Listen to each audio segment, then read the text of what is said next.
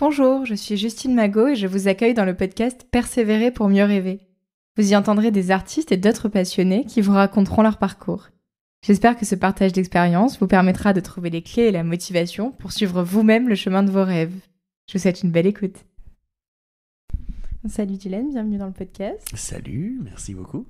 Alors je vais te laisser te présenter tout ton éventail d'activités professionnelles.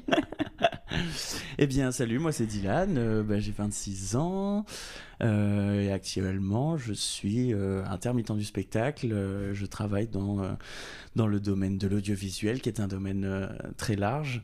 Plus précisément en technique, je suis dans le domaine de l'image, donc en assistanat ou en caméraman, cadreur.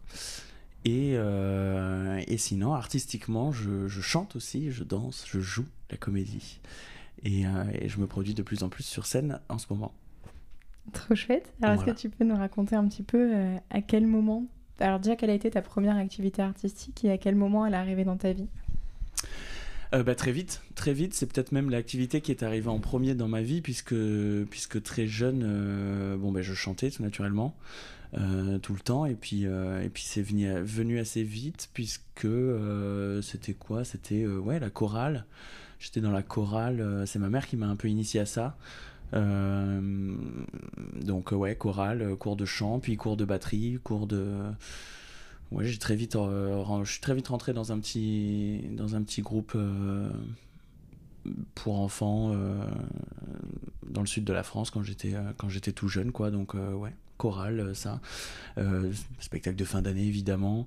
La matière dans laquelle j'excellais quand j'étais jeune, voilà, la musique. Et puis voilà. Puis après, envie de venir à Paris pour poursuivre tout ça. Et puis voilà, ce qui aujourd'hui me fait vivre, c'est la technique, mais dans mon cœur, l'artistique vit.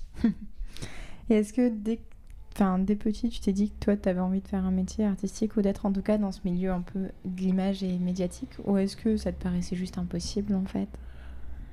Que ça me paraisse impossible, oui, mais dès petit, je savais que je voulais faire ça, ouais. Ouais.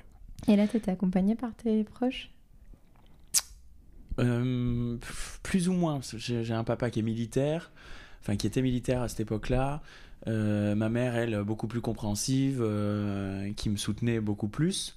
Mais évidemment, c'est pas des métiers imaginables pour eux à ce moment-là. Et moi, je rêve de ça, mais depuis tout petit. Et puis quand j'annonce que je veux faire mes études supérieures à Paris pour une école de théâtre ou une école de danse, école de chant, donc une école de comédie musicale en fin de compte, et ça n'a pas eu l'effet voulu, quoi. J'ai pas eu les bonnes réactions, effectivement, donc c'est à ce moment-là que j'ai dû choisir un métier qui s'y rapprochait le plus, en tout cas une voie d'études qui était pour moi à Paris, à la capitale, là où il fallait que je sois, quoi, pour pouvoir faire ce que je voulais faire ensuite. Et c'est ma mère qui a initié ce truc-là en disant « Mais tu veux pas prendre quelque chose qui est plus sûr, déjà un métier un peu plus sûr t'aimes bien regarder les making-of, t'as qu'à prendre un métier technique et tu feras comme ça de la caméra. » Elle parle de ça, il connaissait rien, puis moi non plus à l'époque. Donc je dis ouais, c'est ce que je vais faire, ok, backstage. Je vais être membre des groupes de backstage, je disais, tu vois, quand j'étais petit.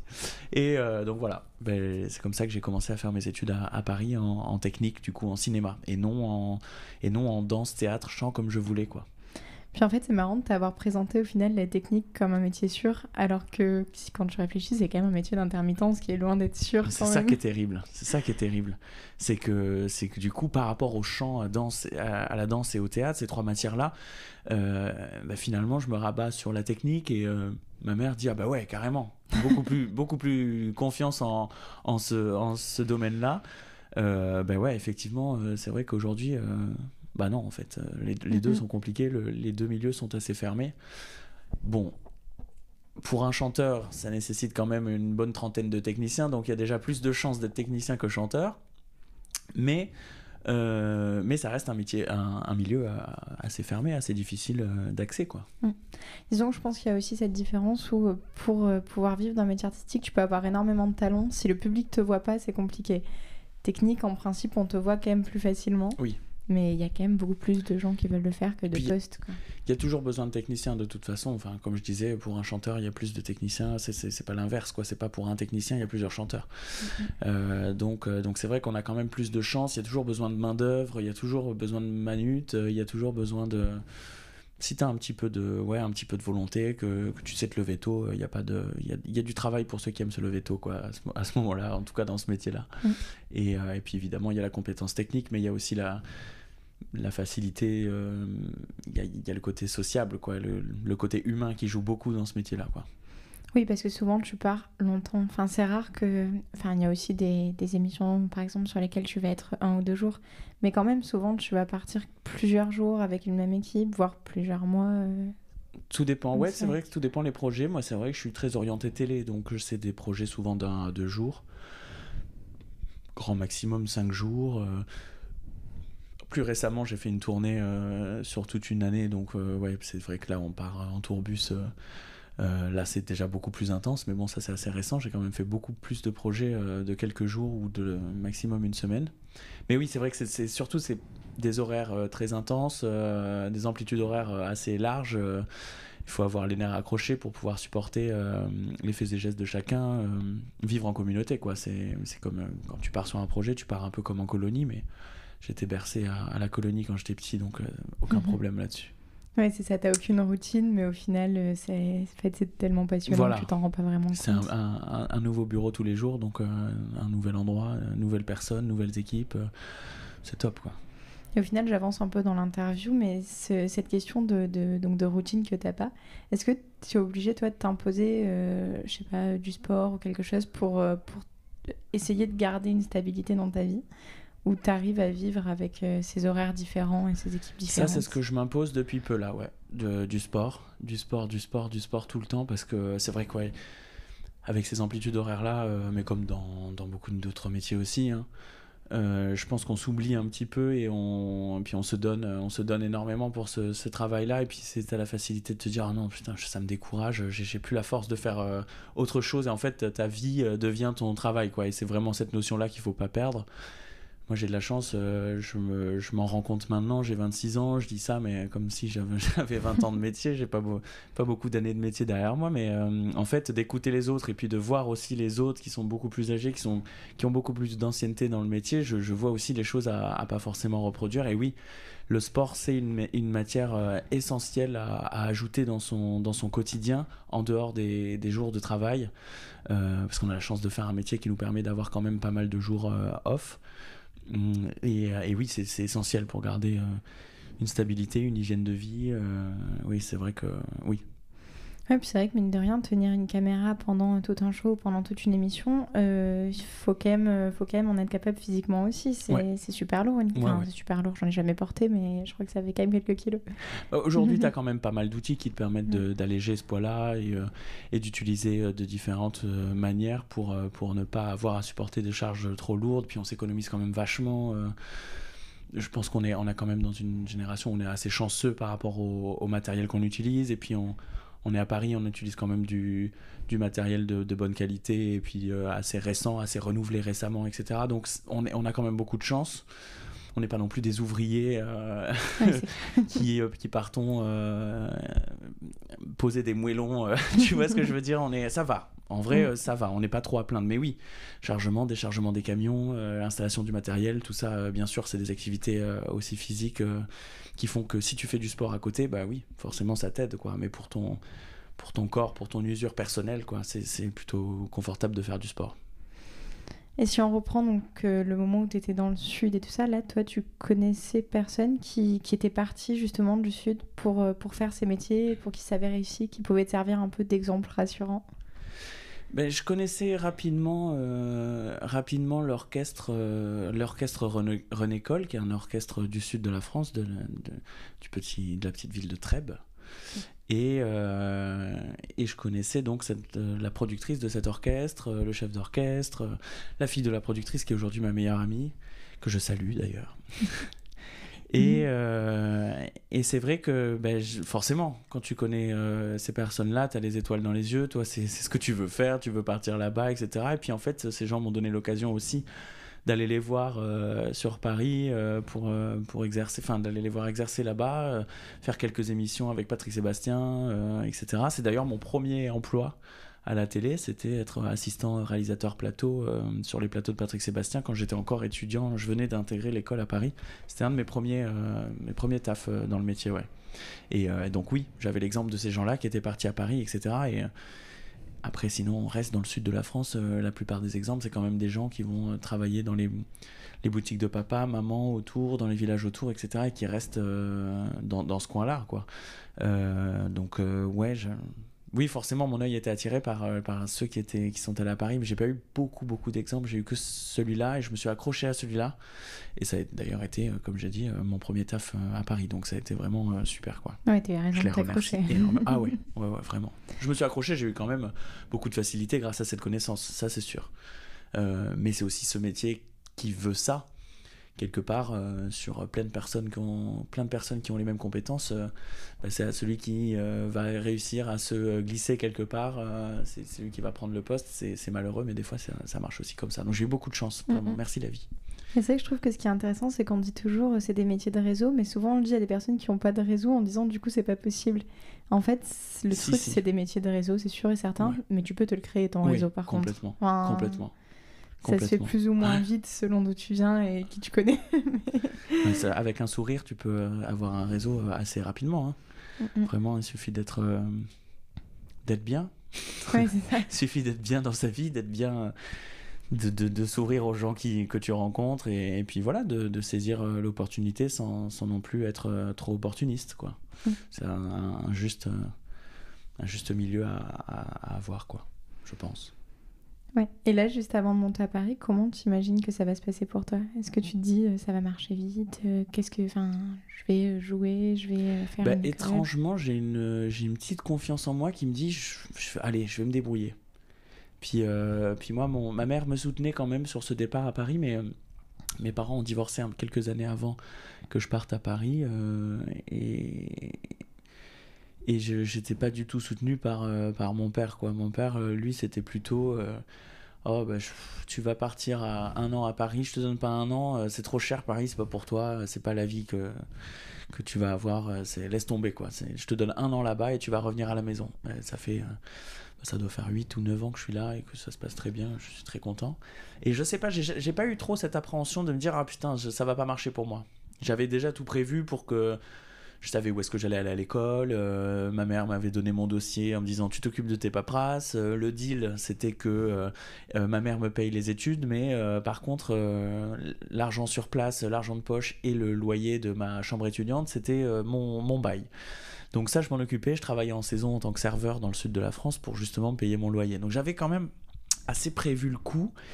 Et je suis quand même quelqu'un qui est, à ce moment-là, qui est proche de son argent, qui fait attention. J'ai pas envie de me mettre dans la galère. Donc je suis assez...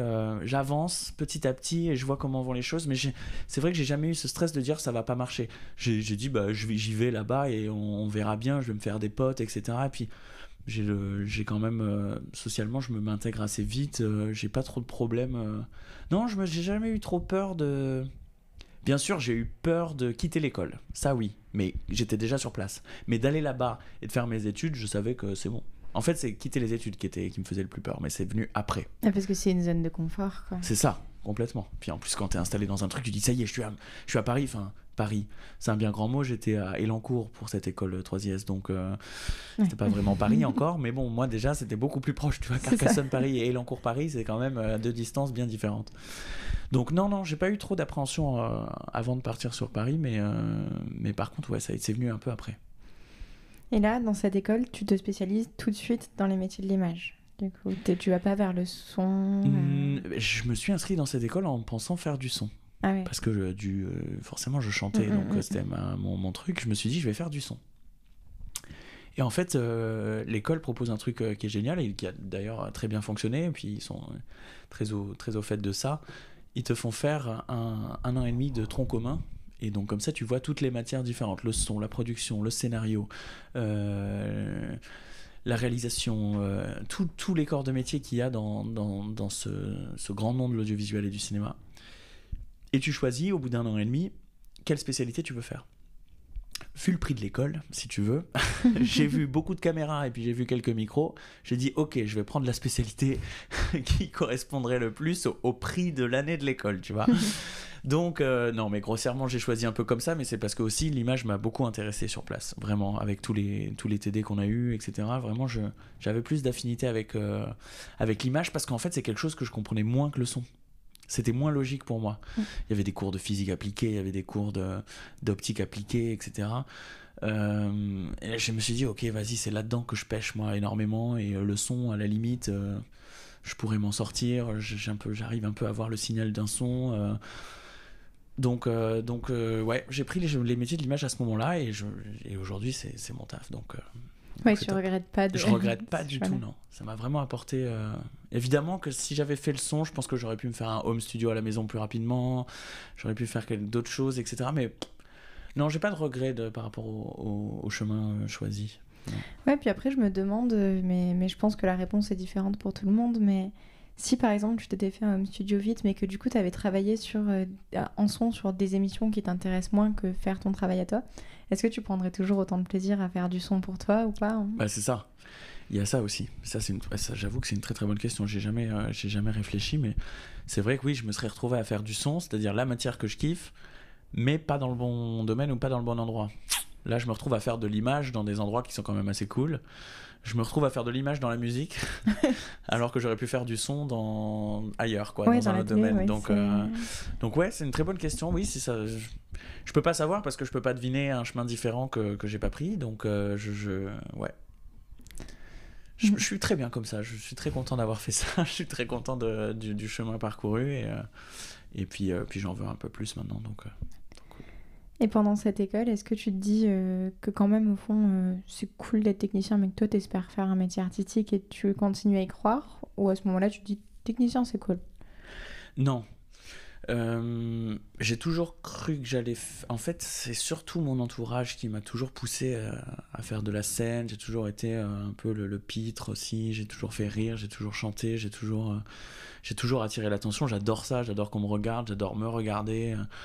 Vraiment, il n'y a pas de souci. Je sais que je veux faire un métier artistique, mais je me suis jamais senti prêt à le faire. Et là, ça y est, ça fait 1 mois et demi, 2 mois que... Vraiment, ça y est, je me sens prêt, j'ai envie d'aller sur scène, j'ai envie de bouffer des auditions, voilà, j'ai fait mon école de comédie musicale, j'ai fait des écoles de théâtre, j'ai fait cette formation en technique, j'ai vu plein de gens différents, j'ai vu plein de spectacles différents, ça y est, j'ai envie pour une fois, là, vraiment, de tenter ma chance, quoi, de me laisser cette chance. Donc ouais, j'aurais pu, il y a quelques mois encore, me dire, bon, bah, c'est pas si mal, Dylan... on se contente de la technique, c'est bien, finalement je vois des artistes aussi, je vois, etc. En fait c'est surtout une frustration grandissante chaque jour et là non, ça y est, ça suffit. J'ai envie d'aller sur scène. Je suis en train d'ailleurs doucement pas d'abandonner parce que je sais d'où je viens aussi, mais je continue la technique évidemment, mais ouais, j'essaye de lâcher tout doucement un petit peu la technique pour faire beaucoup plus de scènes. Et j'ai déjà fait 2 scènes depuis le début de cette année. Nous sommes début février, je suis très content. Ouais, tu laisses beaucoup plus de place en fait, tout simplement à l'artistique. Ouais. Et tu dis que le déclic du coup c'est depuis 1 mois et demi, 2 mois. Est-ce que tu sais un peu ce qui l'a déclenché? Qu'est-ce qui a fait que tu as arrêté d'avoir peur au final? Bah, c'est cette tournée, j'imagine, parce que je sors d'un an de tournée où j'ai parcouru toute la France, la Suisse, la Belgique. Je repars cet été encore avec le même artiste. J'ai fait toutes les plus grosses scènes de France en tant que caméraman, mais aussi avec des interventions scénarisées, donc c'était un peu un métier entre demi-artistique, demi-technicien. J'ai vu comment c'était, j'ai vu comment il travaillait lui. On va peut-être le citer du coup, c'est du coup la tournée d'Orelsan. Oui, tout à fait, ouais. C'est avec Orelsan qu'on a tourné toute l'année dernière, donc, et j'ai vu comment il bossait, j'ai vu son équipe, j'ai vu comment ils étaient, j'ai vu plein de choses qui ont fait que, mais putain, ça y est, c'est... Ok, let's go, quoi. Let's go. Et puis tu peux difficilement faire plus gros comme tournée, je pense, avec un là, artiste c'est vrai français. que c'est une des plus grosses tournées en France, actuellement. Puisque je crois qu'il a fait genre 3 Défense Arena. Oui, on a fini par 3 Défense Arena en début décembre. Donc oui, là forcément, si... En fait, là encore une fois, c'est qui te double. C'est soit tu te rends compte que tu as envie de monter sur scène tous les jours de ta vie, soit tu te dis, waouh, c'est beaucoup trop gros comme vie. Bah, c'est la première proposition. Je me suis dit que c'était ça que je voulais faire toute ma vie. Ouais, et puis là, les 2 petites scènes aussi que j'ai fait en janvier-février, je me suis pour la première fois régalé. Vraiment, j'ai aimé être là.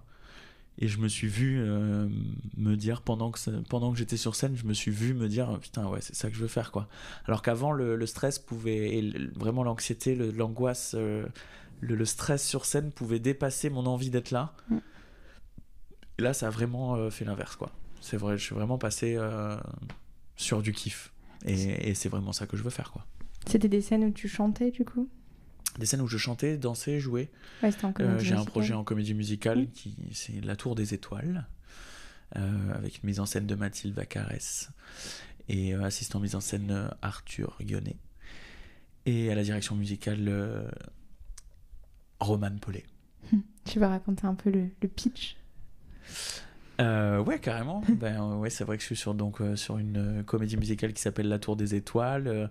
Le pitch est assez simple. C'est une princesse qui vient de naître dans ce beau royaume d'Erebia et qui, pour don magique de sa naissance pendant son baptême, sa fée marraine vient lui porter un don magique comme c'est la tradition. Et sauf qu'elle se fait envoûter et elle devient laide. Sa fée marraine la transforme en une princesse laide. Donc ses parents l'exilent dans une tour et l'enferment dans une tour pour se cacher, et l'histoire démarre sur ça. Donc c'est très sympa, haut potentiel comique. On a joué en janvier, le 25, 24, 26, 27, et on est reprogrammé le 16 février à l'espace Beaujon. Dans le 19e, je crois. Non, pas du tout. Pas dans le 19e. À l'espace Beaujon, dans le 9e. Il y avait un 9. Hein. C'était pas mal. Et t'as intégré ce projet comment? C'est des anciens élèves de l'AECOM, l'école de comédie musicale que j'ai fait. C'était pas ma promo, c'est pas des gens que je connaissais. En fait, ça a démarré... Il me semble que c'est parce que je suis allé faire des enregistrements de Bach pour une chanteuse qui s'appelle Mima, M-I-M-A-A, que je salue d'ailleurs aussi. Et elle faisait une reprise, j'ai fait des bacs pour elle, et en fait à cet enregistrement il y avait des gens qui étaient là aussi, des chanteurs, des chanteuses, dont une qui avait un projet, Symbiose, un ensemble polyphonique vocal très sympa, et qui m'a entendu chanter ce jour-là pendant les enregistrements en studio, et qui m'a dit waouh, est-ce que tu veux passer les auditions pour mon groupe d'ensemble a cappella? Je fais oui, carrément. Et c'est la fille qui gère ça, c'est Romane Paulet, qui est aussi à la direction musicale de cette comédie musicale là. Donc en fait ça s'est fait comme ça, j'ai passé les auditions et puis go, quoi. Ton école de comédie musicale, tu l'as faite à quel moment? Parce que du coup, tu nous parlais de ton école de technique, mais tu ne nous as pas encore raconté. Eh bien, quand j'ai commencé à bosser pour la technique, ouais, c'est là que je me suis dit, bon, ça y est, j'ai fait ma part, merci papa, merci maman, j'ai fait mon école technique et maintenant je travaille. Ok, maintenant je vais pouvoir me payer enfin mon école de comédie musicale comme je voulais de base. Donc, j'ai pas changé mes projets. Ça s'est fait au fur et à mesure, j'ai été patient. Et je me suis payé mon école de comédie musicale, quoi. Donc ouais, je l'ai fait quelques années après être sorti de cette école de technique, et j'ai une amie qui faisait cette école là, j'ai fait ok, vas-y, je te suis là-dedans. Poum, j'ai fait cette école de comédie musicale là. Et c'est une formation qui dure combien de temps? C'est une formation sur 2 ans. Moi j'ai fait 1 an. C'est une formation pro du week-end. J'ai fait 1 an et on a eu le Covid malheureusement, donc ça nous a un peu coupé les pattes. Ça a été un peu mal géré cette histoire avec le Covid, donc j'ai été un petit peu déçu par la formation, donc je suis parti ensuite sur une autre formation, Studio 16, qui est aussi une formation de comédie musicale sur une année. Voilà. Et là c'est quoi comme cours? C'est vraiment totalement artistique, ou t'as aussi un peu des cours plus totalement mise en scène? Non, c'est évidemment t'as des cours de choré chanté, donc chorégraphie puis chant.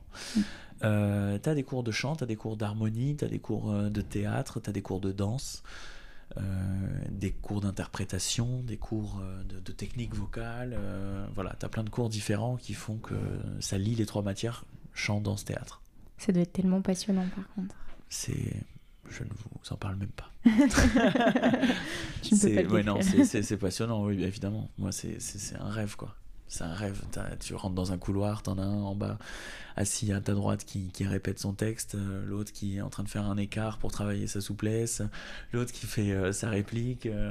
C'est génial. Non, c'est un film. Quand tu rentres dans ce genre d'école, c'est un film. Et finalement, tu es dans une ambiance qui est quand même bienveillante entre chaque personne. Ouais, évidemment. Bah oui. Ça dépend, des fois, t'as un peu le cliché des écoles d'art où ça se tire dans les pattes aussi. T'as un peu ça, parce que forcément, chacun va pas crier haut et fort qu'il passe telle audition à tel moment et tel jour, tu vois. Tout le monde garde son petit jardin, ça c'est logique. Après, on est tous en train de parler d'une chose on se réveille le matin, on va pour chanter, danser, rigoler, donc a priori... c'est quand même assez cool, et puis tout le monde est quand même... Non, tout le monde est super bienveillant, vraiment, ça a été vraiment top, j'ai eu une super expérience. Il y a des moments où tu vis vraiment ça comme un métier ou de manière générale, tu dis quand même... Aujourd'hui, j'en vis pas, donc c'est vrai que j'ai un peu ce cliché-là du fait que j'en vis pas, pour moi, c'est pas mon métier, mais en fait, si. Je supprime, annule et remplace, je sais mon métier, et bien sûr que c'est un métier, c'est un vrai métier. Puis quand je vois les efforts que je fournis actuellement, oui, je vous assure, c'est un métier, c'est un vrai métier. Ouais, c'est pas... Justement, je te pose la question parce que on en parlait un peu avant d'enregistrer. Souvent, on peut se dire, oui, ça va être fantastique tous les jours. Et en fait, au final, quand tu le fais, tu peux un peu avoir le retour de bâton de « Ah ouais, c'est génial, mais par contre, qu'est-ce que je bosse ?» Enfin... C'est un rêve. Au début, c'est un rêve. Il faut absolument que ça reste un rêve. Mais il faut aussi bien comprendre, et le métier te le fait comprendre, il faut aussi bien comprendre que c'est un métier. C'est un métier avec ses complications et avec, comme tous les métiers du monde, ses défauts et ses qualités. C'est une remise en question perpétuelle, c'est continuer à se former même en passant des auditions, c'est ne pas lâcher à chaque refus, c'est évidemment. C'est un métier où tu passes autant d'entretiens que pour les autres métiers. Peut-être même plus d'entretiens pour décrocher un poste. Donc, évidemment. Ouais, je pense que tu en passes plus et plus souvent. Parce que évidemment. Là, tu es pas sur des CDI. Sont courts. Ouais, voilà, c'est ça. Et tout à l'heure, tu parlais de la crainte que tu avais pu avoir en sortant sur la fin de ta première école. Comment, pour l'entrée sur le marché du travail, comment tu l'as géré, toi, cette entrée sur le marché du travail ? Moi, j'ai fait une école privée, donc 3IS, l'Institut international de l'image et du son. C'est vrai que c'est une école privée, payante. Il y a une grosse part de réseau, forcément, qui est évidente dans les écoles privées. Il y a les soirées des anciens, donc tu as contact avec les anciens étudiants qui sont, eux, sur des tournages actuellement. Donc ils te proposent, tu viens les aider, tu viens machin. Donc très vite, en fait, on est dans le milieu, mais très vite, on est pris dans un truc, on s'en rend même pas compte, en fait. On fait un tournage, mais en fait, chaque tournage est un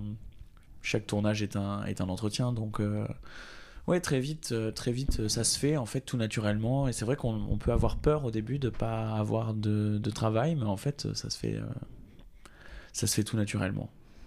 Parce qu'au final, tu as assez peu d'offres.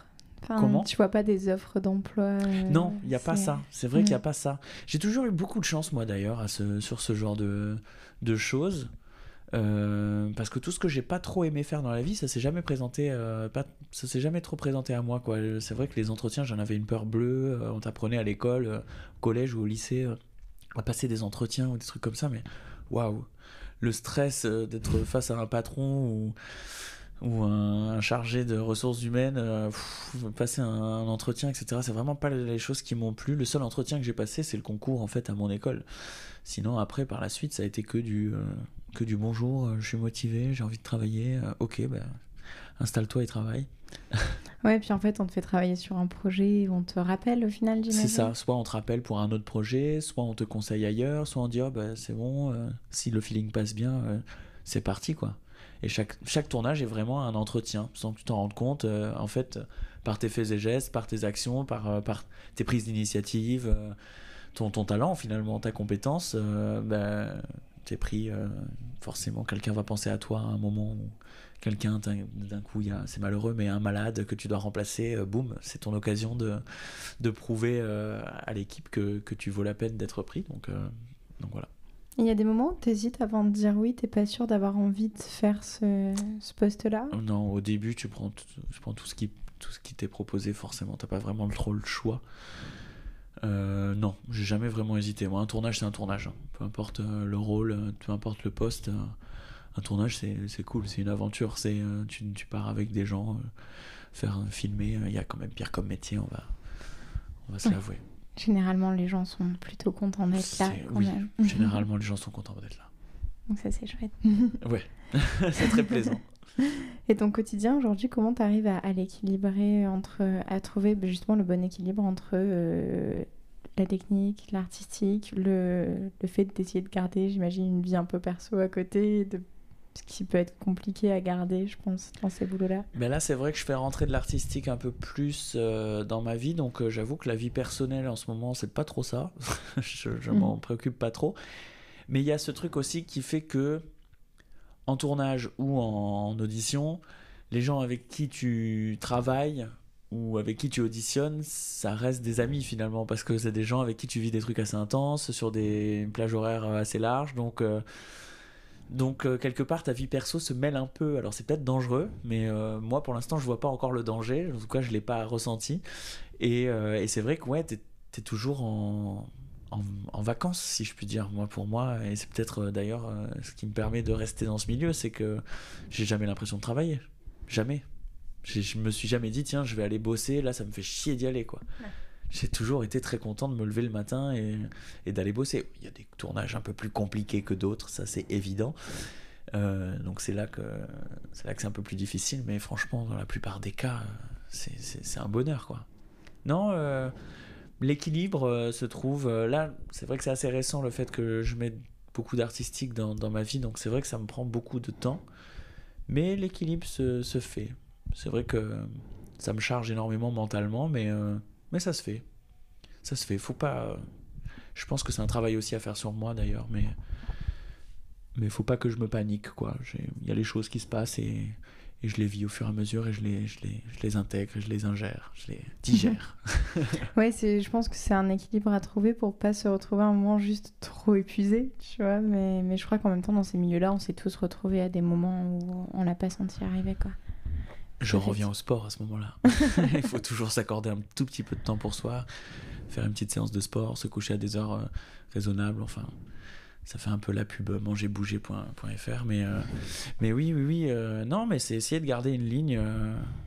L'artistique m'apporte plus ça que la technique, par exemple. La technique, c'est plutôt boire une bière au cul du camion à la fin de journée de tournage. Alors que l'artistique, au contraire, tu dois être en forme vocalement, tu dois être beau sur ton image pour présenter ta vidéo. Donc il y a plein de choses qui font que ça m'attire de plus en plus, forcément, l'artistique, quoi, pour moi. Ouais, j'imagine que même cette carte technique est hyper importante dans l'artistique parce que justement, même si tu veux, entre guillemets, faire seulement de la chanson, aujourd'hui, tu fais plus de chansons si tu gères pas une image. Bah, c'est ça, forcément. Moi, je pense que le fait d'être passé par la technique, quelque part, il y a des moments, j'ai pu me dire, j'ai perdu du temps. Et maintenant, je me dis, mais non, en fait, c'est pas du temps de perdu, c'est du temps de gagné. Au contraire, tu as appris plein de choses, tu sais te placer dans la lumière, par exemple. Savoir se placer dans la lumière, savoir qu'est-ce qui se passe à quel moment, quel objectif de caméra il est en train de mettre, bah, du coup je sais quel plan ça va être, je suis d'autant plus rassuré, d'autant plus à l'écoute et attentif à ce qui se passe autour de moi et respectueux aussi envers les gens qui sont autour de toi. Ouais. Et savoir quoi demander pour que toi, ton image soit meilleure et tu sais dans quelles conditions être pris en photo ou en vidéo ou en son, etc. Non, je pense que c'est cool. Avec ces années de technique, je pense que... Enfin, ces années comme si j'avais 20 ans de métier, mais non, encore une fois, non. Cette expérience dans la technique, en tout cas, me permet d'être plus safe, plus confiant en moi et au niveau de tout le monde, quoi. Au même niveau que tout le monde. Et au final, au niveau artistique, là, tu pars plus vers la comédie musicale et la scène que vers faire des compos, essayer de juste créer une image solo, ou les deux t'intéressent ? Les deux m'intéressent, mais j'ai un problème d'écriture. Alors ça, c'est quelque chose j'imagine, de psychologique. Il faut que je travaille sur moi. Ça va venir à un moment donné, mais je ne sais pas quand encore. Je griffonne pas mal de choses. J'ai écrit quelques petites choses. Mais c'est encore dans le fond d'un placard et ça vit tout seul. Je sais pas trop quand ça va sortir. Ça va peut-être sortir un jour, peut-être pas. Et Ouais, en attendant, j'ai envie d'aller dans la comédie musicale, d'aller dans l'interprétation. Dans l'interprétation. Après, auteur, compositeur, ça, pas encore. Ouais, je pense qu'il y a vraiment, encore une fois, tu parlais de déclic tout à l'heure, je pense que là, on est encore sur un autre déclic à avoir. Bien sûr. Quand tu sors un projet à ton nom, en fait, tu sais pas quel impact ça va avoir, bien sûr. Au final. Ouais. Et je pense que ça peut être très déstabilisant si ça marche d'un coup, mais aussi si ça marche pas, tu peux rien prévoir, en fait. Il y a toujours la peur de l'échec, évidemment, mais il y a aussi la peur de la réussite, qu'on cite pas assez souvent, et ouais, c'est... J'ai pas vraiment peur, mais je sais juste pas, quoi. Je pense que j'ai pas assez je suis pas là-dedans, quoi. Pas pour l'instant. Je le sens pas forcément, donc. Mais j'ai pas peur non plus. Je me ferme pas la possibilité de. Ouais, là, ça te laisse le temps, en fait, de faire des projets communs avec d'autres artistes aussi, et d'apprendre d'eux. C'est ça, et puis de rencontrer des artistes aussi. De rencontrer des gens, de voir ce qu'ils font, de comment ils font, Là, je vais plutôt essayer de voir ce qui se passe chez Disney, chez Puy du Fou, des grands parcs comme ça, voir un peu ce que je peux faire, ce que je peux proposer, est-ce que je peux aider, est-ce que je peux être essentiel au fonctionnement de certains shows, et puis on va voir ce que je vaux artistiquement. Cette année est là pour ça, 2023, welcome. Ouais, je trouve que c'est marrant quand on regarde ton parcours, parce qu'on se dit, donc t'as grandi dans le sud, t'es arrivé à Paris, donc qui est la ville où t'as l'impression que tout va être possible, et au final, maintenant, tous les projets que tu regardes, j'ai l'impression que tu les vois plus comme impossibles. T'en as déjà fait tellement qu'à chaque fois tu te dis ok, potentiellement je vais pouvoir aussi faire ça. Bah, j'en ai pas fait tellement, j'en ai pas fait tant que ça, mais c'est que j'en ai vu beaucoup, mais j'ai jamais essayé de postuler à tous ces projets, et là cette année je me sens prêt. Donc oui, je les vois comme possibles forcément, puisque c'est une première étape à déclencher, c'est un déclic dans la tête pour estimer, ou en tout cas espérer être en poste chez eux, quoi, chez tel ou tel projet. Bien sûr, il faut y croire, évidemment. Si moi j'y crois pas, personne va y croire à ma place, donc ouais, forcément. Est-ce que tu as eu des rencontres particulièrement, alors tu parlais un peu de cet orchestre dans le sud, des rencontres particulièrement où tu te dis ok, là, cette personne-là, par cette expérience ou par ce conseil, elle a un peu changé ma vie professionnelle? Oui, forcément. Oui, tu fais toujours des rencontres qui t'orientent sur des choix, enfin, sur des choix, non, j'ai envie de dire, j'ai toujours eu mes propres choix. Non, j'ai toujours fait ce que j'avais en tête, et j'ai toujours agi comme je l'entendais de base, mais j'ai toujours pris en considération, évidemment, les conseils des uns, des autres. J'aime beaucoup discuter avec les plus âgés que moi, et qui sont dans le domaine, ou pas d'ailleurs. Des fois des gens qui n'y connaissent rien mais qui ont beaucoup plus d'expérience sur la vie. J'aime beaucoup écouter les anciens. J'ai vraiment ce truc-là. Je les écoute beaucoup. J'applique pas forcément ce qu'on me conseille, mais ouais, j'aime beaucoup écouter, je prends note. Je suis assez ouvert partout. Après, je sais que je le fais comme je l'entends, parce qu'il faut que je me fasse mon propre chemin, quoi. Ouais, puis je pense que c'est intéressant ce que tu dis d'écouter des personnes qui parfois sont pas forcément de ce métier, mais qui vont avoir peut-être un œil sur ton travail ou juste sur la manière de le mener, tu vois. Ils vont te dire, par exemple, bah là, t'es en train de te prendre la tête, mais en vrai, dans 5 ans, ça te prendra plus la tête, donc juste vas-y. Ouais, et puis des fois, il y a des choses qui m'ont pris la tête. Tu devrais faire ci, tu devrais faire ça, nanana. Et je savais que j'étais un peu réfractaire, j'étais un peu non, mais je disais rien, et je le prenais mal dans ma tête. Et puis en fait, quelques mois après, tu dis putain, il avait raison. Donc je me ferme un peu, mais je me dis, ferme-toi pas trop non plus. Si ça se trouve, ça va débloquer quelque chose plus tard. Et c'est vrai que généralement, ça débloque des choses, mais bien après, quoi. Ça peut prendre du temps. Donc non, vraiment, je suis assez ouvert à la critique, aux propositions de ceux qui sont dans le métier ou pas. Vraiment, c'est très intéressant. Mais chaque échange est intéressant de toute façon. Ouais, et au final, tu sais jamais à quel point une phrase qu'on va te dire à un moment donné de ta vie va influencer le reste, en fait. Bah oui, forcément. Ou une opportunité qu'on va te donner. Enfin, des fois, c'est justement, tu peux avoir des déclics sur... Enfin, je sais que ça m'est déjà arrivé d'avoir des déclics sur des minuscules tournages, alors que j'avais fait des super... Enfin, j'étais allée sur des trucs beaucoup plus gros avant. Des choses toutes bêtes, ouais, bien sûr, évidemment, ouais. Mais parce que ce jour-là, il y avait telle personne qui grosse expérience, il y a que des déclics et des évolutions personnelles, quoi.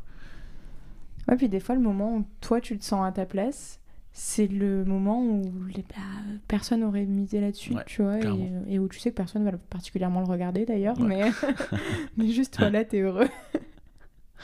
Bah là, actuellement, je suis sur ce projet de comédie musicale. Je suis pas sûr de donner le meilleur de moi-même, et j'ai pas forcément envie d'amener de dire à tous mes amis, toute ma famille de venir me voir absolument sur ce projet, parce que je sais que je peux donner mieux, etc. Et que je suis toujours en construction artistique de mon personnage, de qui je suis, etc. Mais je sais que c'est un projet qui me fait apprendre du texte, qui me fait apprendre des chansons, qui me fait bouger, qui me fait me pousser, vraiment me pousser dans mes retranchements pour être l'artiste que je veux être plus tard, quoi. Donc chaque projet est bon à prendre, et chaque chose est bonne à faire. C'est assez bidon ce que je dis, mais c'est tellement vrai. Ouais, c'est totalement vrai. Et est-ce qu'au final, je pense que c'est assez commun à pas mal d'artistes d'être capable de jouer devant plein de gens, mais d'être stressé si tu sais, je sais pas, par exemple, si ta famille est venue au moment de la tournée d'Orelsan ou est venue dans des salles. Mais le truc, tu peux jouer devant 40 000 personnes ou être sur scène devant 40 000 personnes, ça te pose pas de soucis. Si tu sais qu'il y a ta mère, tu stresses. Ouais. Tu l'as, ça ? J'ai écrit une petite photo. J'ai mis une petite photo sur mon Instagram il y a pas si longtemps que ça, quand ma mère est venue me voir à Montpellier. Et c'est vrai que c'est une pression supplémentaire, alors qu'il n'y a pas vraiment raison de se stresser plus que ça. Mais waouh, j'ai ma mère dans les gradins, elle me regarde, elle va analyser tous mes faits et gestes, etc. J'ai envie de la rendre fière, j'ai envie qu'elle soit contente de ce que je fais, etc. Et oui, je peux jouer, je peux chanter devant 1000 personnes et ne pas stresser, et des fois juste devant une seule personne qui va me dire chante-moi ça, oula. Grosse pression. Ouais, d'ailleurs, je pense que c'est beaucoup plus dur de chanter devant une personne que devant 1000. Parce que devant 10 000 personnes, ça dépersonnalise un peu le truc, ça fait vraiment... je chante devant une masse et je chante pas devant une personne, un humain, quoi, peut-être, je sais pas. Peut-être que dans une grande salle, les gens sont déshumanisés, quelque part dans la tête, il faut avoir se dire ça pour se donner ce courage-là de chanter devant autant de personnes, quoi. Ouais, puis peut-être que même dans des petites salles, le simple fait qu'en fait, quand t'as les projecteurs dans la tête, tu vois pas les gens en vrai. Aussi. La technique fait que c'est plutôt pratique d'ailleurs. C'est vrai, tu t'en viens à les oublier, enfin dire tiens, une masse noire en face de moi. C'est un peu ça, c'est pour ça quand je dis, évidemment, quand je dis une masse, j'ai pas envie du tout de déshumaniser les gens. Bien sûr que c'est des gens à part entière, et chaque humain est important. Mais oui, le fait qu'il y ait de la lumière, beaucoup de monde, tu t'attardes moins sur un visage en particulier. Donc ça devient un peu plus facile. C'est vrai que j'ai beaucoup moins stressé à Bercy avec 20 000 personnes que dans une petite salle où il y a 25 personnes, quoi. Ouais, forcément. Ouais, je pense qu'il y a ce truc de tu les connais pas. Ouais. Donc, Oui, ça déformalise les choses, quoi. Mais du coup, c'est bien, ça aussi un thermomètre de là où t'en es dans ta vie. C'est quand tu dis, si tu peux inviter des gens que tu connais dans la salle et savoir qu'ils y sont, c'est que du coup, c'est bon, tu te sens légitime à être là au final. Ouais. Et cette légitimité-là, c'est une question qui revient vraiment souvent dans le podcast, c'est que c'est arrivé très rarement qu'un artiste au micro me dise moi dès le départ, je me sentais complètement légitime à être ici. Enfin, en principe, t'as toujours un petit moment où tu sais pas trop en fait ce que tu vaux au final. Et... Je pense aussi que c'est pour ça que j'ai jamais trop passé de casting, et j'ai toujours été dans la volonté de me former et de toujours apprendre un nouveau truc, parce que je me suis jamais senti prêt. En tout cas, ce mot prêt, c'est la légitimité en fait. Je me suis jamais senti légitime à être sur scène ou à faire ce que je fais. Et là, il y a que depuis quelques mois que là, ça y est, je me sens prêt et légitime à enfin proposer quelques petites choses. Donc ouais, c'est à chaque fois une histoire de légitimité. Ouais, c'est vrai. Et est-ce qu'au final, tu culpabilisais à pas te sentir prêt, ou tu disais juste que tu prenais ton temps ? Je me disais que je prenais mon temps, et puis je me cachais forcément un peu derrière la technique. Je me disais après tout, c'est là que j'ai commencé à me dire après tout, est-ce qu'on peut pas se contenter de ce qu'on fait là actuellement, Dylan ? Je faisais des conversations de moi-même avec moi-même, quoi. Bon, c'est quand même pas mal finalement. C'est pas si mal, allez, on continue comme ça sur la technique, et puis tant pis l'artistique. Et puis enfin, quand le courage arrive, là, cette question de légitimité, forcément, là tu dis ok, c'est bon, je vais tout défoncer, c'est maintenant, c'est ma chance. Il faut que j'y aille, quoi. Mais je dis pas que ça va être simple, hein. Je pense que cette année je vais en chier un petit peu. Mais c'est ce que je veux, j'ai vraiment envie. Ça va être bien différent des derniers mois que t'as fait, c'est sûr que c'est... Ouais. Mais en même temps, c'est aussi pour ça que t'as fait ce métier, tu vois. Exactement. Pour pas vivre 2 fois la même chose. Exactement. Et est-ce que tu t'es posé la question à un moment de... Il y a une espèce de petite barrière mentale que peuvent avoir les gens dans la télé de se dire que c'est très différent du spectacle vivant et que les deux mondes sont un peu séparés. Est-ce que toi, tu t'es dit, est-ce qu'on m'appellera autant pour la technique si je vais plus dans l'artistique ou t'as juste confiance Ah ben non, parce que je sais qu'en allant Mhm. vers l'artistique, c'est pas qu'on va, enfin si forcément on va moins m'appeler au bout d'un moment puisque je vais refuser du travail en tant que technicien. Donc oui, forcément les choses vont se faire tout naturellement, mais j'ai pas vraiment peur. J'ai pas envie de. Il y a bien d'autres sources de stress dans ma vie qui font que sur ça, j'ai pas du tout envie de me charger mentalement et non, j'ai pas peur de ça. Ouais, là, t'es totalement en accord, en fait. Là, je suis en accord avec moi-même. Je sais qu'il faut que j'ai qu'une vie. J'ai envie de faire ce que j'aime et puis basta, quoi. Je veux dire, si les choses se passent mal, elles se passent mal. Bon, ben, il y a pas vraiment de raison que ça se passe mal en plus, d'ailleurs. Non. Ça va juste se passer. Je pense que ça va aller. Ça va juste se passer. C'est très bien comme ça. Non, je suis bien. Je suis bien. Si ça marche, ça marche. Si ça marche à moitié, moyennement, ben ça marche moyennement. C'est déjà super cool. Je m'en fiche en fait de chanter dans un zénith avec 30 000 personnes ou de chanter dans un bar avec 200 personnes. J'ai envie juste de chanter, quoi. Ouais, le seul truc qui t'intéresse, c'est de chanter. Bah ouais, je m'en fiche un petit peu, j'avoue. Mais je crois que c'est la meilleure raison de le faire, en fait. Ouais, je crois. C'est Je juste crois, d'aimer puis ce j'ai que tu envie, fais. ouais, tu vois, j'ai envie d'aller prendre mon enceinte, mon micro et d'aller chanter sur une terrasse, de voir les visages des gens sourire, ou manger d'ailleurs. Regarder leurs assiettes pendant que moi je chante. Alors ce sera encore mieux d'ailleurs, j'aurai encore moins le trac. Non, ça va être cool. J'ai hâte de commencer tout ça d'ailleurs. Je prépare une petite tournée avec une amie en duo dans le sud de la France et peut-être éventuellement en Normandie pour cet été. On est en train de préparer ça comme un tour de chant. Et j'ai trop hâte. Je suis très excité à l'idée de faire ça. Et en gros, elle chanterait aussi ou Elle chante avec moi, oui, bien sûr, elle est en Ok. duo. On est dans cet ensemble a cappella en polyphonie vocale et c'est la chef de chœur et j'ai trop envie de travailler avec elle et je trouve qu'elle chante super bien. Elle porte vraiment.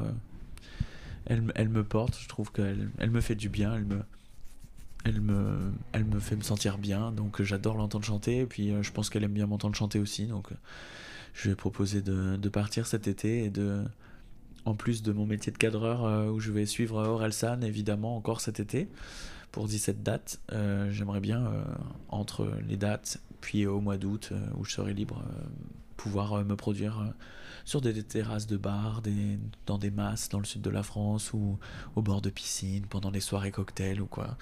Des choses comme ça, ouais, j'ai très envie de faire ça. Et comment t'organises une tournée comme ça, logistiquement? Alors là, bonne question. On est en train tous les deux justement de préparer le dossier technique. Je sens même mon téléphone qui vibre de temps en temps. Je sais que c'est elle qui m'envoie des messages. Donc on est en train de préparer notre dossier artistique actuellement. Et donc on a quelques petites reprises à faire ensemble. On partirait que sur 1h30 ou 2 heures de cette liste, admettons. Ce qui est déjà pas mal. Hein. Ce qui est déjà pas mal, ouais, ça fait déjà un bon nombre de chansons à choisir. On va enregistrer quelques démos et puis envoyer un petit dossier artistique, évidemment, avec des photos, nos vidéos, etc. Et proposer notre prestation à deux dans des espaces qui sont éventuellement déjà équipés en micro et en enceinte, histoire que déjà on n'ait pas trop de matériel à déplacer. Peut-être qu'éventuellement on se déplacera avec un piano ou avec une enceinte ou deux, tout dépend les configurations dans lesquelles on sera pris. Et puis je pense que je connais un petit peu de monde dans le sud pour déposer ce dossier artistique dans plusieurs endroits qui peuvent proposer ce genre d'ambiance, quoi. Ouais, là ce serait des reprises donc. Ce serait de la reprise, ouais, uniquement de la reprise pour animer un début de soirée, un cocktail dansant ou un début de repas. Ouais, puis ça peut t'amener à des premières parties aussi en soi. C'est bien le but. Ok. J'avais cramé, je crois. Le but c'est quand même de... J'ai été grillé, mince. Le but c'est quand même de rencontrer du monde et puis... En réalité, le but premier, c'est de chanter, tout simplement, et puis de voir des gens. Voir des gens et chanter, la vie, quoi. J'ai trop envie de faire ça. Et ton père, qui au final, au départ, était pas super chaud, aujourd'hui, il le voit comment? Est-ce qu'il t'en parle? J'en sais rien de comment il le voit, je t'avoue que... On parle pas beaucoup trop de ça. Je parle toujours à mon père, il n'y a aucun problème, je l'aime beaucoup. Je pense que lui aussi. Mais on n'a pas trop ce rapport-là, on parle pas trop de technique... On parle pas trop de mon art. Il me dit, ah ouais, tu fais quoi? Ok, bah, ah, c'est trop cool, bah, trop bien, tu dois t'éclater, machin. Voilà, il sait ce que je fais, voilà. On n'en parle pas trop. Mais au final, ça t'amène à pas avoir une pression de te dire il faut que je prouve que j'avais raison. Non, parce que je me le suis déjà prouvé à moi-même que j'avais raison, donc j'ai plus besoin du tout de le prouver à qui que ce soit d'autre en fait. Là vraiment, je suis assez confiant là-dessus. Je suis pas confiant, mais je suis content en tout cas. Et en fait, cette phrase qu'il m'a dit quand je suis parti, tu tiendras un an et puis je te donne pas un an avant de revenir à la maison. Bah c'est bon, en fait, j'ai dépassé cette année-là. J'ai pas besoin d'aller le titiller en disant ah t'as vu. J'ai plus besoin d'aller lui prouver quoi que ce soit. Pour l'instant, moi, je fais mon truc, c'est mes bails. Je le gère un peu de moi avec moi-même. J'ai pas. Il le voit, il le sait, il sait où je suis. Il sait très bien que j'ai finalement fini par rester et que je réussis à être ici. Donc, et puis je vis tout à fait convenablement. Donc, j'ai pas besoin d'aller le titiller plus que ça. Et puis, s'il apprécie ce que je fais, il me le dira. Et puis basta. Ouais, C'est cool. t'as prouvé qu'en fait, t'y arrivais et Ouais. tu demandais rien à personne Ouais, au final. ouais, complètement. Et donc, je suis trop libre de ça, quoi. Et là, t'as eu aucun moment, même un peu pendant le Covid et tout ça, où t'as douté d'avoir fait les bons choix? Bah si, évidemment. Si, forcément, tu doutes tout le temps. Et puis, je suis sûr que des phases... Là, je suis trop bien, je suis dans une excitation parce que c'est tout frais et que ça fait quelques mois que j'ai envie de faire ce genre de trucs artistiques. Mais évidemment que j'ai eu énormément de doutes. La fin des études, le début dans la vie active. Putain, est-ce que je vais réussir à payer mon loyer? Putain, il faut que je trouve une coloc. Mais alors, avec qui j'ai envie de m'installer? Ouah, c'est chaud. Est-ce que ça va bien se passer? Est-ce que je vais être pris à mon taf? Est-ce que je vais avoir des tournages? Est-ce qu'on va m'appeler? J'avais une peur bleue de pas savoir ce que j'allais faire le mois d'après, quoi. En fait, bah, tu sais jamais, même d'une semaine à l'autre, je sais jamais ce que je vais faire. Et c'est trop cool, en fait. C'est trop bien. Ouais, t'as pas de moment où tu te dis ça serait quand même tellement plus simple d'avoir un contrat aux 35 heures? Non, Non. non, non. Ah non. En fait, à la suite de mon CDI en société de location de matériel, c'est par ça que j'ai commencé, c'était mon premier vrai taf, entre guillemets. J'ai voulu faire par peur, encore une fois, je me suis encore mis dans un taf à longue durée. J'ai voulu faire caster pour Nagui, pour N'oubliez pas les paroles. Ah ouais, Et j'ai fait ça en soi, pendant doit 3 être semaines. sympa, non? Non, ça t'a Mais pas pour plu? moi, je me suis dit trop délirant, vas-y, je vais faire ça et Ouais. tout. Je rêve. Je me voyais déjà avec mes agendas à remplir, les gens à booker, etc. Les plannings à booker, etc. Caster les gens au téléphone ou sur place, aller les voir, les coacher un peu vocalement, etc. En fait, c'est évidemment complètement différent. Et tu passes les auditions au téléphone dans un bureau H24 du lundi au vendredi. Et là, j'ai fait non, c'est pas du tout ce que je voulais faire en fait. C'est là vraiment tu te retrouves à faire un métier d'intermittent du spectacle, mais du lundi au vendredi, 9h, 17h. Et là, j'ai dit non, ah ouais, non, c'est pas du tout ça que je veux faire en fait. Donc non, vraiment, moi c'est l'intermittence où je bouge, où je fais des choses, je rencontre des gens, je vis des aventures. C'est pas... non, je regrette vraiment pas d'être dans un emploi de bureau, quoi. Non, vraiment pas. Mais il y a des gens qui kiffent faire ça et trop bien. J'ai un pote qui était intermittent qui aujourd'hui est dans les bureaux et il kiffe ça et je suis trop content pour lui, quoi. Chacun est là où il veut. Ouais, c'est peut-être des phases de vie aussi. Peut-être que là, t'as envie de ça. Moi, ce et que dans je 20 kiffe ans, le plus, c'est que tout le monde soit bien autour de moi, quoi. Les gens, en tout cas, que je fréquente, que tout le monde soit bien là où il veut et c'est trop cool, la vie, elle est trop bien, ouais. Finalement, t'as un peu cette fin. Je suis perché. On dirait un mec complètement défoncé. Non, mais ouais, je sais pas, c'est ça. T'as peut-être cette forme d'empathie-là où, en fait, si toi, t'es heureux dans ta vie, mais pas tes potes, t'es pas heureux. Si j'arrive quand même à trouver... bien sûr que ça me touche. Si quelqu'un autour de moi, mes potes sont pas heureux, etc., bien sûr, ça me touche. Mais de toute façon, ça n'arrive pas puisqu'on fait en sorte tout le temps de l'aider pour que ça aille mieux. Donc non, ça n'arrive pas ce genre de situation. En tout cas, ça dure pas très longtemps. Ouais. Parce qu'on remédie forcément à la situation. On trouve des solutions. Il y a toujours des solutions. Donc non, ça ne traîne pas ce genre de situation. Mais oui, c'est vrai que ça peut me toucher et donc on s'en occupe, quoi, tout simplement. Et ce CDI dont tu parlais dans une société du coup de location de matériel, tu peux expliquer un peu pourquoi tu l'as pris et en quoi ça consistait? C'est à la suite de mes études, j'ai enchaîné des stages dans des sociétés parce que c'est un peu le deal, c'est que Dans les sociétés prestataires de location de matériel, c'est là où, bien sûr, tu vas rencontrer le plus de gens du métier, puisque tu as les réalisateurs ou les techniciens qui vont faire les essais de matériel, etc. C'est là où tu vas rencontrer les équipes de tournage. Donc c'est là que ton réseau il peut se faire potentiellement. Quand tu connais personne sur Paris et que tu n'as pas de réseau, ben, tu t'approches de ces boîtes qui sont un peu comment on appelle ça, des melting point, Ouais. ou des carrefours en tout cas, où tous les corps de métier vont se rejoindre à cet endroit, puisque c'est une étape obligatoire d'un tournage, de louer du matériel. Le matériel à l'achat coûte très cher, tu passes forcément par des sociétés de location de matériel. Et donc c'est à cet endroit-là que c'était plus probable pour moi de rencontrer des gens. Donc j'ai postulé, j'ai fait un stage là-bas, et puis après j'ai postulé, ils m'ont proposé un CDI, j'ai pris le CDI avec ce fameux deal tacite qui était de faire 2 à 3 ans là-bas, et puis ensuite de partir en tournage avec, vu que c'était une société aussi prestataire, ben forcément on pouvait partir en tournage avec le matériel qu'on connaissait de la société, quoi. Donc trop cool, trop bonne occasion pour moi de rentrer dans ce milieu-là. Ben, ça me plaisait, oui et non. En tout cas, je savais que c'était bon pour moi, donc ouais, ça me plaisait, forcément. Très bien. Est-ce qu'il y a quelque chose, un message que tu aimerais pouvoir faire passer, un conseil qu'on t'a peut-être pas donné, que tu as découvert sur le tas? Bah, si tu le sens pas, n'y va pas, quoi.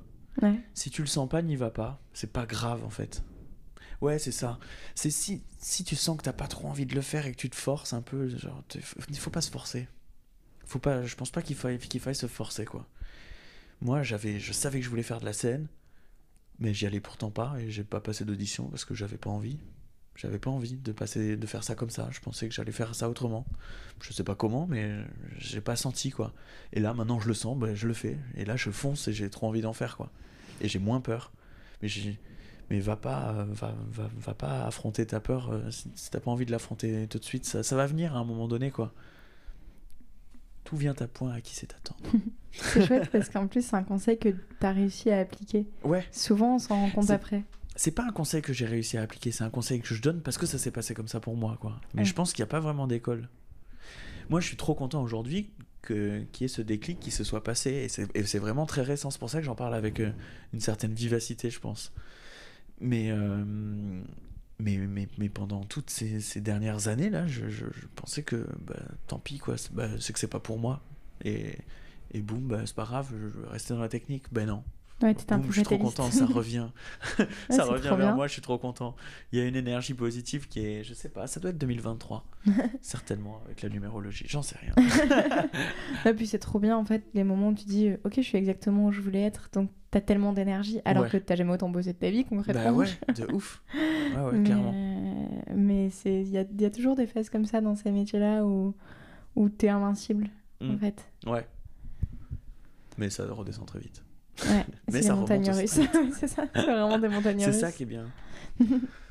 Je conclue toujours avec la même question, c'est si tu peux te parler toi aujourd'hui au toi enfant qui commence à chanter tout le temps dans le sud, qui rentre dans une chorale, tu lui dirais quoi? Moi, si je devais parler au moi enfant... Oh, c'est compliqué, ça. Là, je crois que je termine toujours par la question la plus dure au final. Mais... Ouais, j'avoue.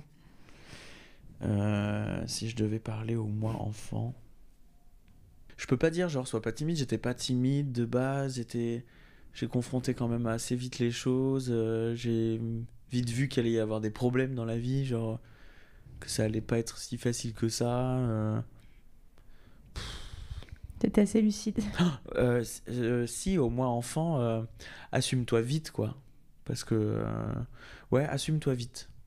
Assume-toi plus vite que ça. Ça, j'ai eu plus de mal, ouais, à m'assumer dans ma sexualité aussi, en tant qu'homosexuel. Ouais, assume-toi vite. Parle-en vite, quoi. Et communique un peu plus, ouais, carrément. Puis en fait, une fois que t'as communiqué, tu te rends compte que t'en as fait une montagne et qu'au final, ça va. Mais tellement. C'est comme chaque étape dans la vie que tu passes, tu te recules, enfin, tu te retournes et puis tu te dis, mais en fait, ça va. Ouais. Je l'ai fait, quoi, ça va, c'est pas si terrible. Ouais, c'était dur, mais en vrai, ça fait moins mal maintenant. Ouais, complètement. que quand tu le disais. Mais ouais, quel soulagement. Quel soulagement. Assume-toi vite, c'est le conseil que je donnerais à moi tout jeune. Mais c'est un très beau conseil. Ouais. Merci beaucoup d'être venu dans le podcast. Merci à toi.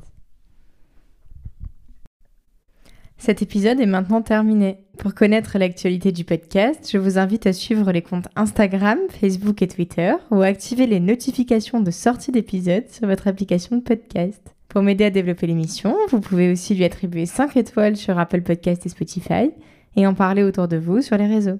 À très vite!